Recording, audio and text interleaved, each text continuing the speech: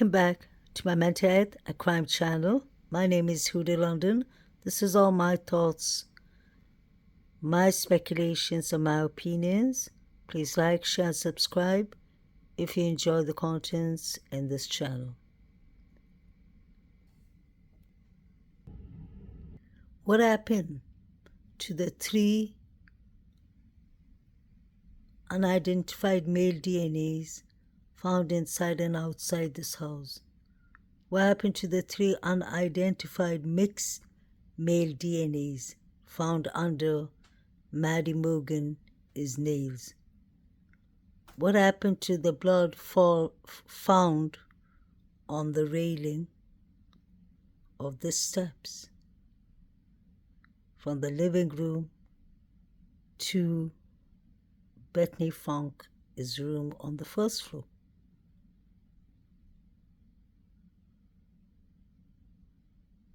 We know that the knife sheet touched DNA was found in the knife sheet. But what happened to all the other DNAs? Doesn't that show that there could have been other suspects on the scene? In the beginning, the police were searching for suspects or a suspect in a white Hyundai Elantra 2011 to 2013 model. Koberger was driving a 2015. The description DM gave did not make sense. Koberger 6'2", 6'3". DM saw someone 5'10", with bushy eyebrows. Should have noticed the eyes color.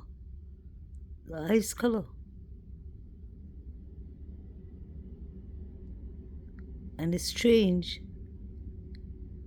that Koberger or the suspects did not harm DM, although they walked past by her and saw her. What do the victims have in common? 4 students, 3 females, and the 3 females are roommates. So Ethan is supposed to be living in the Sigma Chi fraternity, although he was living in this house, 1122 King Road, for a while with his girlfriend Zana. So was this a crime of passion? Was this a stalker situation? 3 females.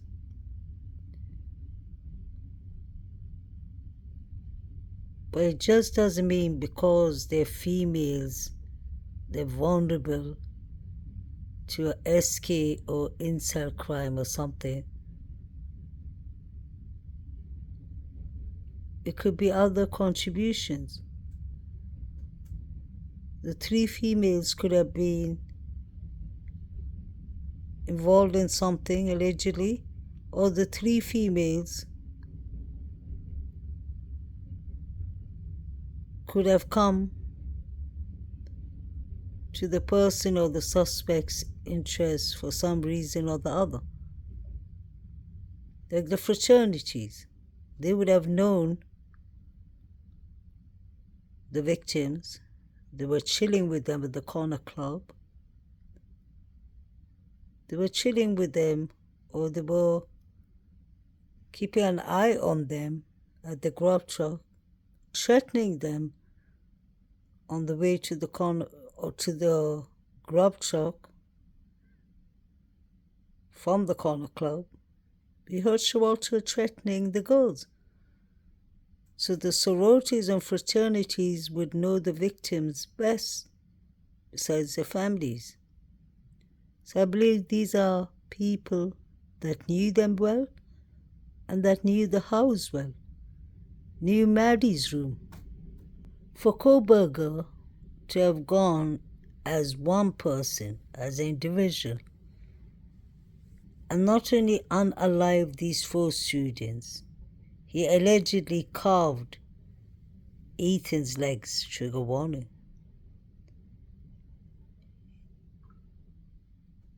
Zana's fingers were almost survey. So there was some kind of torture going on. And now we've heard from Kaylee's father, Steve. He said that his daughter was gagged.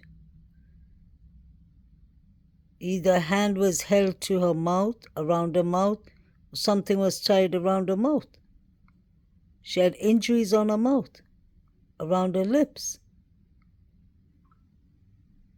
So what was going on? That sounds to me that it is more personal. Koberger wouldn't have had time to gag up the victims, to use different kind of objects, items like knives and sharp edge items. What are we dealing with? Or who are we dealing with more like? Koberger wouldn't have had that courage to go into a house right around Thanksgiving. The lights, everything was up near the sliding door. It was bright. There was a dog in the house. There were 6 people in the house. This was a party house. One person wouldn't have taken that chance. And even if they took that chance, I can imagine if the person went to Kaylee and Maddie's room and they were sleeping, and I left them quickly.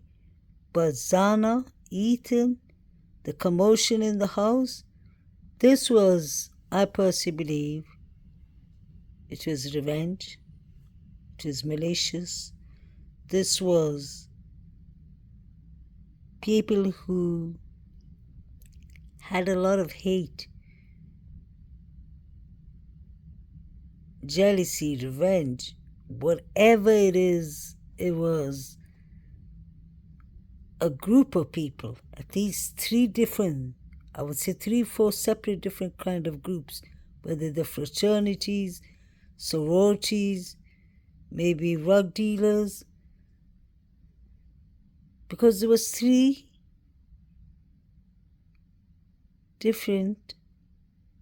separate male unidentified DNAs found inside and outside this house. That's important. So that makes me believe there were 3 separate people who were involved in this case. Either they came at separate timings, which I really do believe. Ethan and Zana were deleted before, and Kaylee and Maddie were deleted later. This is Kaylee's friend, Eva. Eva was the one.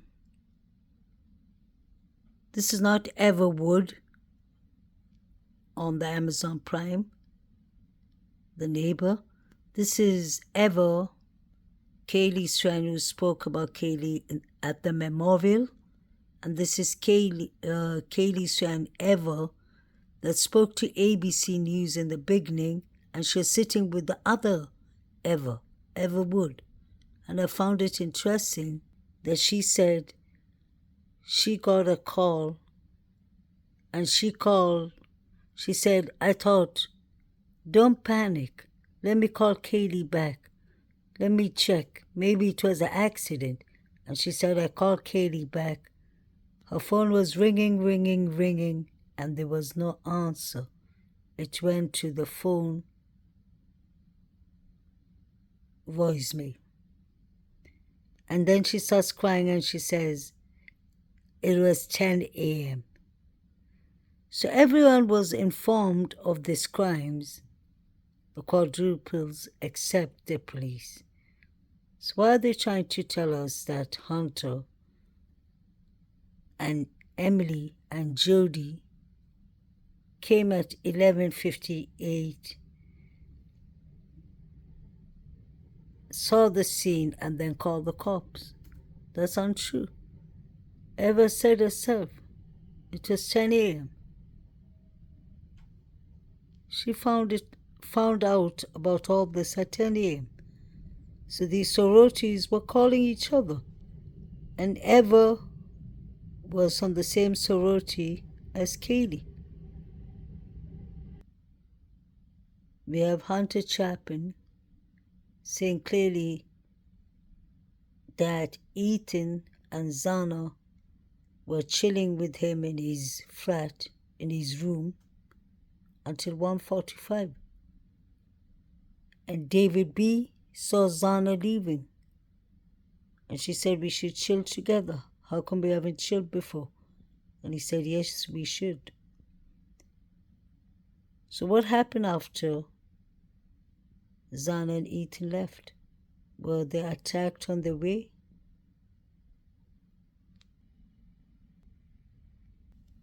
I find it strange that ASHLYNN Court rented 1122 King Road. She was the main leaseholder, but she never ever lived there for a long period. She hardly lived there. So who was she leasing the house for?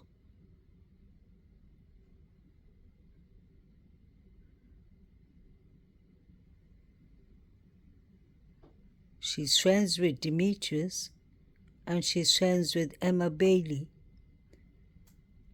because she had been the one that brought Emma Bailey and Demetrius into this house, because we have seen Emma Bailey coming out of 1122 King Road on the noise complaint. The police asked her, do you live here? She said no, and she walked away. And we know Emma Bailey and Demetrius are the rug dealers, the rug element in the college. Emma Bailey lives right behind 1122 King Road. ASHLYNN Court was defending Demetrius after Caden Young died over OD. She said no. Demetrius tried to save him. He's a good guy. She said she speaks to him 3 times a day. And she said Emma Bailey is a good person too. She said she speaks to her once a day. Where was ASHLYNN Court?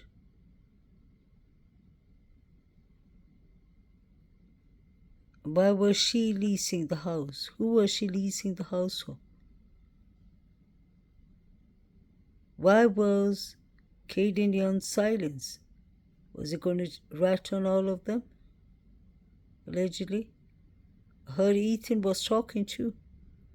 So I think this had to do with silencing the 7 victims for whatever they need. Hudson Linda the same. Maybe the same with Hannah Clay too.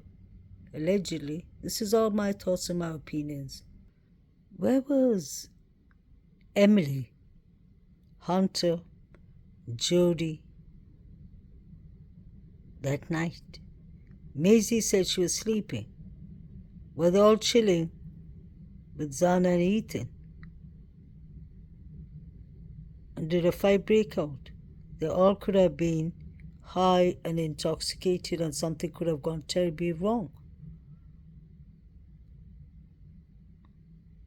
Even if Koberger did these crimes, I don't believe he did it by himself. There's something not right.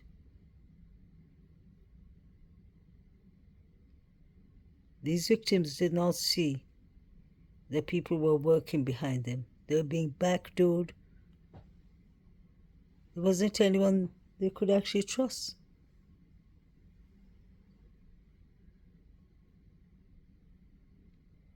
And Zana's father spoke to Zana. It was at midnight. She was chilling at home. We saw the pizza cartons outside. We saw the Jack in the Box. It could have been from the previous night. But what I'm trying to say is, her father said she was chilling at home, and Maisie showed us a text where Ethan was asking Maisie to come and chill with them all. He said, "We miss you." So that is two separate people. Ethan's triplet and Zana's father saying that they were chilling. So they're most likely chilling at home. They had a small gathering, and I think the Banfield boys, the Sigma Chi fraternity boys, allegedly, in my opinion, Shawalter could have been one of them too. Could have all come and ganged up on them. That's what I actually really believe happened. And I believe Koberger, yes, was driving at 4 a.m. I do believe that. But that is not the timelines this happened. I don't know why Koberger was driving later. And for him to take the plea deal, it's just like I said in the beginning. His family is being threatened. He's being threatened.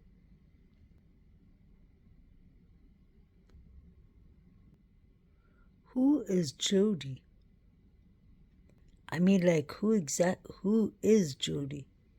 Is she DM's friend? Is she Emily's friend? Is she Zana's friend? Is she Ethan's friend? She seems to be very close to Emily, Dylan, and Zana.